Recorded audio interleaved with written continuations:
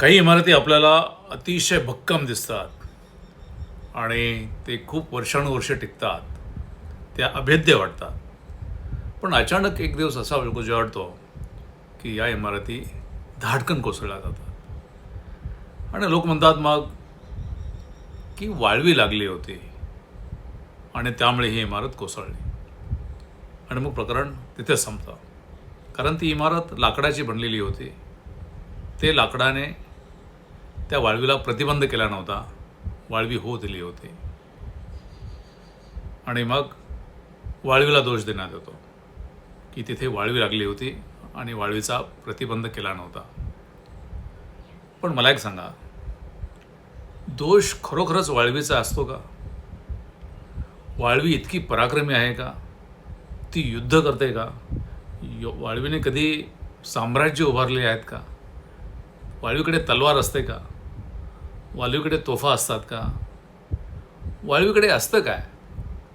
वाळवीने कधी या पृथ्वीतलावरती पराक्रम गाजवला आणि त्याच्या कथा आहेत का? अजिबात नाही. वाळवी तसा एक अतिशय क्षुद्र जीव आहे. तसा तो शांत आहे, तो कोणाच्याही लक्षात येत नाही, पण तो लपून राहतो आणि तो त्याचं काम करतो, विध्वंसाचं काम करतो. आणि त्या विध्वंसाच्या कामामुळे मग अशा इमारती कोसळतात, हे आपण बघतो. पण मला वाटतं की वाळवी इमारत पाडत नाही, हे फार महत्त्वाचं आहे. वाळवी इमारत पाडत नाही. इमारत स्वतःला वाचवता आलं नाही इमारतीला, म्हणून इमारत पडली. हा फरक खरं म्हणजे आपण सगळ्यांनी लक्षात घेतला पाहिजे. वाळवी तिचं काम करते. वाळवीचा स्वभाव जो आहे तो आपण बदलू शकत नाही. वाळवी ही विध्वंसकच आहे. तिचा तो स्वभाव आहे, नैसर्गिकता दिलेला स्वभाव आहे आणि ती तिच्या धर्माप्रमाणे वागते. ते वागणं बरोबर आहे का? तर वागणं बरोबर नाही आहे, पण तो तिचा धर्म आहे की विध्वंस करणं. ते बाकी बायोलॉजिकला काही का असेना. पण मग लाकडाने ह्या वाळवीपासून स्वतःचा बचाव का केला नाही? लाकडाने जो सांगाड आहे इमारतीचा, त्याने स्वतःचं संरक्षण का केलं नाही? तो बाहेरून ताठ असतो, पण मग तो वाळवीने आतून पोखरला जातो आणि मग या पोखरपणामुळे येणारा पोकळपणा आहे तो बाह्य दिसत नाही, तो आवाज करत नाही आणि तो एकदम मग इमारत कोसळल्याचा आवाज येतो आणि मग समजतं की वाळवीने इमारत पोखरलेली आहे. हे समाजाचं सुद्धा सत्य आहे, काही संस्थांचंही सत्य आहे. हेच सत्य राष्ट्रांच्या बाबतीत आहे आणि घरोघरी सुद्धा हे सत्य आहे.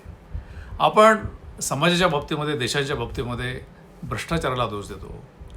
जे भ्रष्टाचारी आहेत, खोटारडे लोक आहेत, संधू साधू आहेत, जे समाजामध्ये द्वेष पसरवतात, द्वेष पसरून मग समाज विभक्त करतात, समाजाच्या ठिकऱ्या करतात, अशा लुटारांना आपण दोष देतो. अर्थात दोष द्यायलाच हवा, पण प्रश्न तिथे संपत नाही. आपण स्वतःला प्रश्न विचारला पाहिजे की आपण या अशा विध्वंसक, समाजविघातक लोकांना आत शिरू का दिला?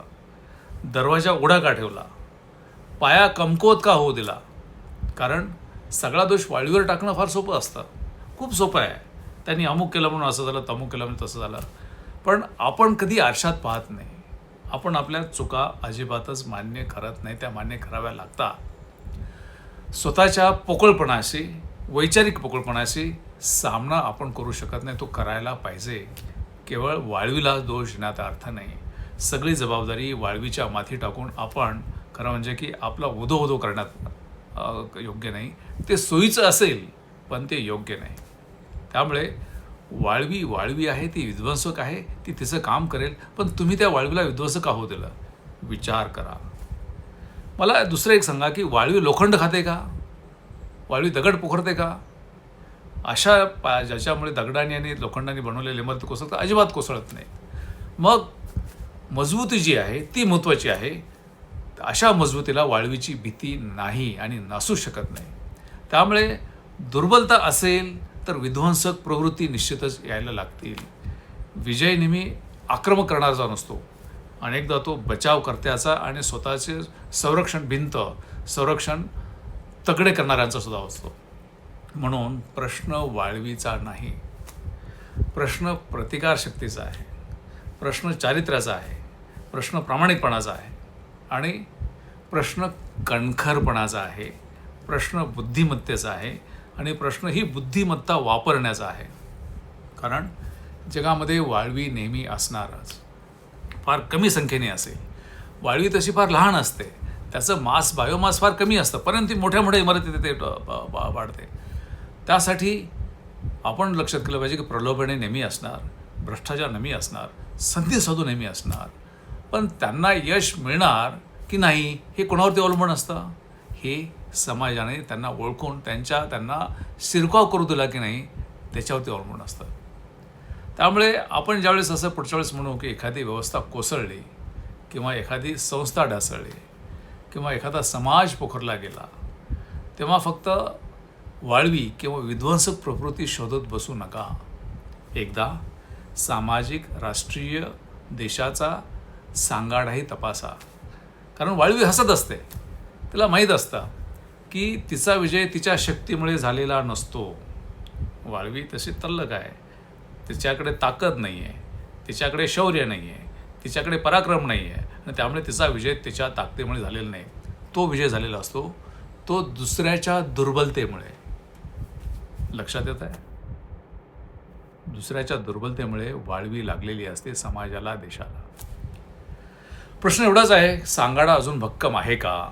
आणि सांगाडा जर भक्कम असेल तर प्रश्न नाही आहे, पण वाळवी जर पोखरून या सांगाड्याला कमकुवत करत असेल आणि एखाद्या दिवशी समाजरूपी किंवा देशरूपी इमारत कोसळली असेल तर वाळवींना, विध्वंसक प्रवृत्तीला दोष देण्याऐवजी स्वतःला दोष देणार. कारण आपण तेवढी मजबूती केलेली नसते. त्यामुळे प्रत्येक वेळेस वाळवीला दोष देण्यात अर्थ नाही.